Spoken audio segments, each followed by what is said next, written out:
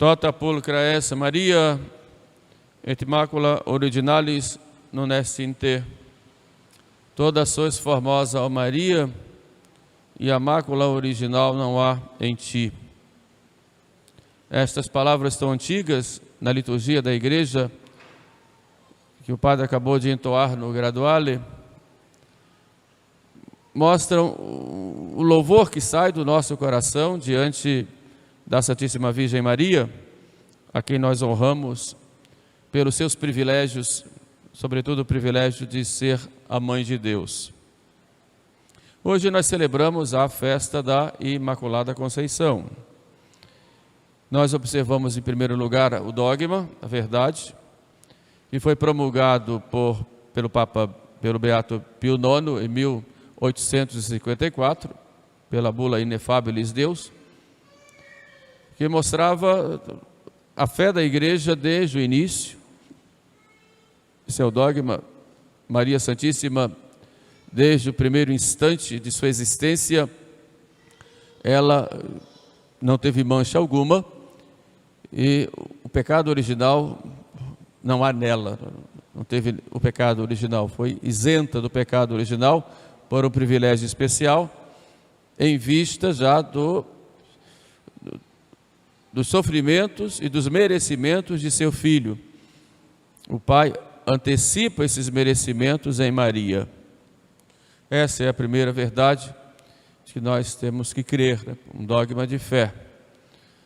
Mas para compreendermos um pouco por que Maria foi concebida sem pecado original e o que significa isso em Maria, o que significa isso para nós, é que nós vamos meditar nesta homilia. O que é o pecado original? O pecado original é aquele pecado que nós herdamos de Adão e Eva, que na verdade uma dívida que nós adquirimos com Deus por causa do pecado de Adão. Nós, quando fomos concebidos sem a graça santificante. Esta ausência da graça santificante faz com que nós tenhamos, como diz o catecismo, sejamos como que inimigos de Deus. E já nascemos assim, né? Mas por que isso?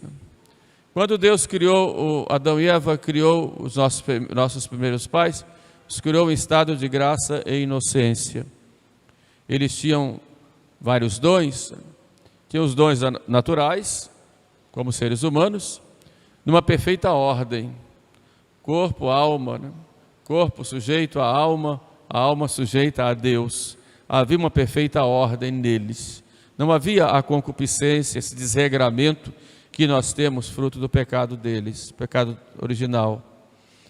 Eles tinham também os dons préternaturais, ou seja, dons de uma natureza superior à natureza dos anjos. Tinham isenção da morte e de qualquer sofrimento. Tinham conhecimento, a ciência necessária para o seu estado de vida. Não precisavam fazer muito esforço para isto. Não tinham qualquer sofrimento, cansaço, ou qualquer sofrimento próprio que nós temos hoje. Tinham esses dons préternaturais. Mas tinham também, o que é o principal, o dom sobrenatural da graça, ou seja, a participação na vida do próprio Deus. Deus os adotou por filhos e eles viviam nessa intimidade com Deus. Deus neles e eles em Deus. E além desse dom da graça santificante, que nós chamamos de justiça original, ou santidade original, eles tinham a predestinação para a bem-aventurança eterna. De modo que Adão e Eva viviam num estado de grande felicidade aqui na terra, que eles passariam para todos os homens como chefes da humanidade. Adão, o primeiro homem, e Eva, a mãe, como diz o próprio nome, mãe de todos os viventes. Mas Deus quer que o ser humano seja livre e deu a liberdade ao ser humano, quer que o ser humano esteja com ele, não obrigado, não por uma lei que força, mas uma lei que respeita a liberdade. Uma lei que força é a lei que tem os animais, que são obrigados a seguirem os seus instintos. O ser humano não, tem corpo e alma, tem uma alma com inteligência para conhecer a verdade, com uma vontade livre para amar e para escolher o bem. E respeitando essa liberdade, Deus colocou uma prova para eles, que nós conhecemos bem. Podeis comer do fruto de todas as árvores que estão no paraíso, só não podeis comer do fruto da árvore que depois veio a se chamar árvore da ciência do bem e do mal. No dia que comerdes, morrereis. Santo Tomás diz que foi um mandamento simples, fácil de se lembrar e fácil de se cumprir. Esse é um primeiro quadro que nós vemos na história humana. O homem com Deus e o homem que tem que livremente seguir a Deus, por isso Deus coloca um mandamento, dá-lhe um preceito. Por outro lado, nós vemos a serpente, que é o demônio, e Deus permite que o demônio entre para tentar, e tenta primeiro a Eva. Por que Deus proibiu vocês comerem do fruto de todas as árvores? O demônio ele tem uma artimanha, ele usa de uma artimanha e vai sorrateiramente nos pegando. E Eva então começa a dialogar com o demônio. E é esse diálogo com o demônio que é um anjo decaído, mas é um anjo muito mais inteligente do que nós. É nesse diálogo que ela se perde. E o demônio, por isso nós nunca podemos dialogar com o demônio. Nunca. Vai para trás e acabou-se. Sai de mim, não quero. Que é de Deus. Se ensina ou não, vai dizer nosso Senhor. E esse diálogo fez com que Eva começasse a cair nas redes do demônio. Que nada, Eva, não morrereis se comerdes do fruto. Sereis deuses. Deus sabe muito bem, se comerdes do fruto, sereis deuses. Notem como ele coloca uma suspeição no próprio Deus. E Eva, então, começa a olhar para o fruto como algo agradável ao paladar. E toma o fruto e come. Se nós perguntássemos o que significaria aquele fruto, não era a pobre maçã tão gostosa que as pessoas colocam aí. Se tivéssemos que dar um nome àquele fruto, nós daríamos o nome de fruto da liberdade. Eu ser como Deus. Eva sabia muito bem que comendo aquele fruto iria digerir aquele fruto. Ela tinha inteligência para isso, sabia muito bem. Mas começa a criar uma fantasia. E nessa fantasia ela se perde. E é assim que o demônio arma uma cilada para nós, né? Fazendo que nós saiamos da realidade e passemos a viver uma fantasia. Porque dentro de cada pecado tem essa fantasia. Nós saímos da realidade e criamos um mundo próprio, dizendo eu aqui vou ser feliz. E toda aquela realidade, aquilo fica para trás. Então, quando nós caímos no pecado, nós caímos porque criamos esta fantasia. Muitas vezes até por impulso. Imagine comer o fruto e ser como Deus. E ser como Deus, ela sabia muito bem que não seria uma deusa, mas ser como Deus, ou seja, estar acima do bem e do mal, ter liberdade para fazer o que quiser. Esse foi o engano do demônio. Ele pecou por orgulho no céu e agora quer inocular esse orgulho na humanidade. É isso que ele faz com Eva. Eva, então, por orgulho, porque se deixa levar pela fantasia, ela come o fruto desobedecendo. E entrega a Adão, e Adão faz o mesmo, com o mesmo objetivo. E imediatamente percebem que estão nus e se escondem, colocam folhas de figueira como cinturas e se escondem. Essa nudez não significa apenas a nudez física, porque aí o sentido do pudor de se resguardar já aflora e deve ser cuidado por todos nós. Mas mais que isso, aquela nudez não era apenas a nudez física, mas era o despojamento da graça. Já não tinham mais a graça, então estavam completamente nus, no corpo e pior ainda, na alma. E começam a se perder e se escondem. E Deus vai cobrar. Onde estás, Adão? Onde estás? E ele, estou aqui, estou nu, tive vergonha. É claro que essa nudez era nudez espiritual. Também física, mas nesse caso ali era espiritual. Eu não estou mais na amizade contigo, ele quer dizer. Não estou mais unido a ti como estava antes. Eu me perdi, criei uma fantasia e mergulhei nela. E agora estou aqui, despojado da minha dignidade de ser humano. E Deus pergunta, quem disse que estavas nu? Por acaso comeste o fruto? E Adão culpa Eva, e Eva culpa a serpente. E Deus então amaldiçoa o homem. Comerás o pão com o suor do teu rosto, a terra só te produzirá espinhos, até que voltes à terra de onde foste tirado, porque tu és pó, em pó te hás de tornar. Amaldiçoa Eva, darás à luz em dores, e estarás sujeita a teu marido. E amaldiçoa a serpente. Inimicitias ponam inter te et mulierem, porém inimizades entre ti e a mulher, entre a tua descendência e a dela, e ela te esmagará a cabeça, e tu procurarás armar ciladas a seu calcanhar. Deus faz aí o que nós chamamos de proto-evangelho, ou seja, já o primeiro evangelho. Porém, inimizades entre ti, serpente, que enganaste Eva, e a mulher, uma outra mulher, que tu não enganarás.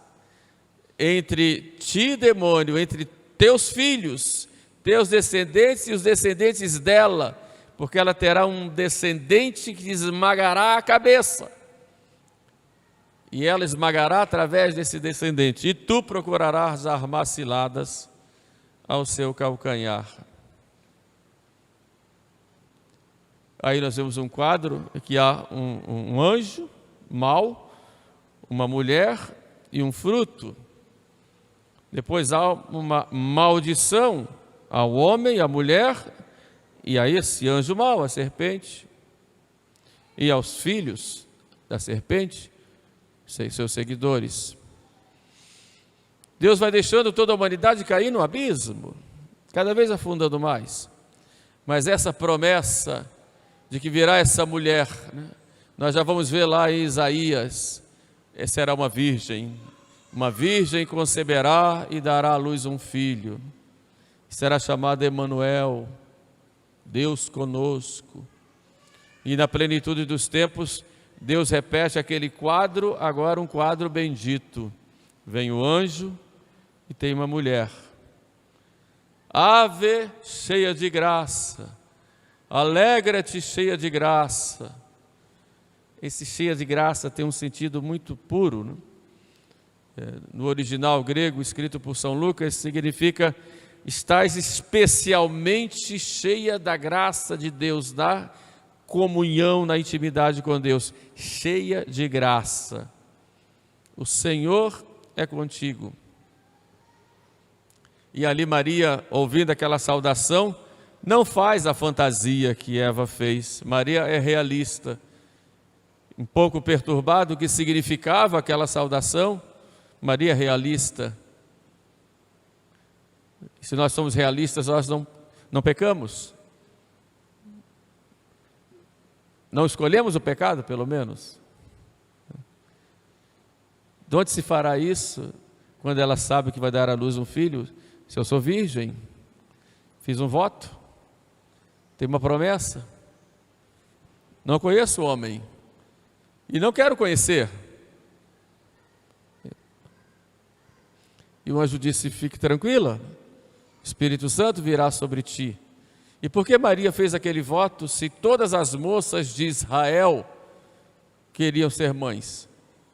E aquela que fosse estéril era considerada árvore que não dava fruto, era considerada, mal considerada na sociedade, não dá luz.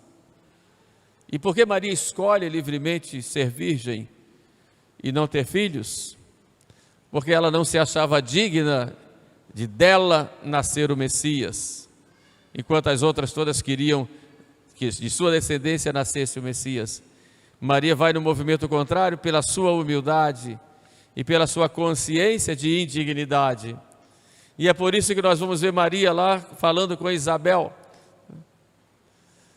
O Senhor olhou na humilhação de sua serva, ou na humildade de sua serva. Por isso que as gerações me chamarão bem-aventurada, porque fez em mim grandes coisas aquele que é poderoso. A humildade de Maria leva com que Maria ela se coloque inteiramente nas mãos de Deus e refira tudo a Deus, não a ela, e sim a Deus. Ele fez a obra, não eu, Ele fez a obra. Fez em mim grandes coisas aquele que é poderoso. Maria, pois, é essa cheia de graça. Graça plena. Já tinha a graça primeira que nós recebemos no batismo. Ela já tinha a graça primeira. Isso significa que já tinha a vida divina nela. E dizer que tinha a vida divina nela desde a concepção, ela significa que ela é imaculada. Desde o primeiro momento de sua existência. E por que Maria é imaculada? Santo Afonso coloca algumas argumentações muito significativas e interessantes. E ele disse: se nós pudéssemos escolher entre ter uma mãe rainha ou uma mãe escrava, o que é que nós escolheríamos? Uma mãe rainha. Se nós pudéssemos escolher entre uma mãe enferma e uma mãe sadia, quem nós escolheríamos? Uma mãe sadia. Se pudéssemos escolher entre uma mãe cheia de honra e uma mãe desonrada, quereríamos uma mãe cheia de honras. Se pudéssemos escolher entre uma mãe vitoriosa e uma mãe derrotada, escolheríamos uma vitoriosa. E é claro que Deus pode escolher a sua mãe, e não só pode escolher a sua mãe, como pode criar a sua mãe. Por isso é conveniente não só a Maria, como ao próprio Jesus Cristo, que Maria fosse concebida sem a mancha do pecado original. Por outro lado, o que diria o demônio diante de Jesus crucificado? A sua mãe já esteve nas minhas mãos, esse sangue derramado aí já foi meu, tua mãe já esteve sujeita a mim, porque o pecado mesmo original nos deixa sujeitos ao demônio. E Deus, que faz a sua obra de modo completo para salvar a humanidade, Deus manda o seu Filho com toda a pureza, o grande vitorioso sobre Satanás. O demônio não teve poder algum sobre ele. Como homem, Deus não poderia ter também poder sobre Maria. Por isso essa mulher que esmaga a cabeça da serpente é Maria. E esse calcanhar, ou a semente primeiro, ou o filho primeiro que esmaga a cabeça da serpente é Jesus. E sobre esse filho e sobre os filhos dessa mulher, o demônio arma as ciladas, que é Jesus e nós. Mas ela esmaga a cabeça da serpente. Sobre ela o demônio não tem poder algum. Nós vamos encontrar Isabel dizendo que alegria minha que a mãe do meu Senhor me vem visitar. E vamos ver o poder dela com relação a Jesus. Nas bodas de Caná eles não têm mais vinho. E o que ela diz para nós com relação a Jesus? Façam tudo aquilo que ele vos disser, que ele mandar. Até que chega na cruz, aquela maternidade, a nova Eva, a mãe dos restaurados, a mãe dos curados pelo sangue de Jesus. Essa nova Eva, que com a sua obediência, com a sua humildade, com a sua entrega a Deus, ela recebe a missão de ser a mãe dos filhos nascidos da cruz, que somos nós, é lá na cruz que Jesus mostra que a partir dali a missão começa, embora tenha recebido na anunciação. Mulher, eis o teu filho, diz a Maria, falando de João e de nós, e dizendo a João e a nós, eis a vossa mãe. E desde aquela hora João a levou para a sua casa. Maria Imaculada também é conveniente a nós que ela seja, porque ela mostra com a sua pureza que para levar Jesus é preciso ser puro, é preciso se purificar, se não for. E existem dois caminhos, duas maneiras de chegar ao nosso Senhor. O primeiro caminho é o caminho da inocência, para aquele que nunca cometeu pecado mortal. O segundo caminho é o caminho da penitência. Se nós não alcançamos pela inocência, alcancemos pela penitência. E como precisamos fazer penitência? Para que alcancemos aquilo que perdemos com a inocência. E Maria nos mostra as duas coisas, o caminho da inocência, pela sua vida de entrega e sacrifício, o caminho da penitência, embora ela não precisasse fazer penitência. Por isso peçamos a Deus nosso Senhor, que olhemos o exemplo de Maria, confiemos na sua intercessão e sigamos em frente nessa caminhada rumo ao céu. Que a Virgem Imaculada nos proteja e nos guarde de todo mal. Amém.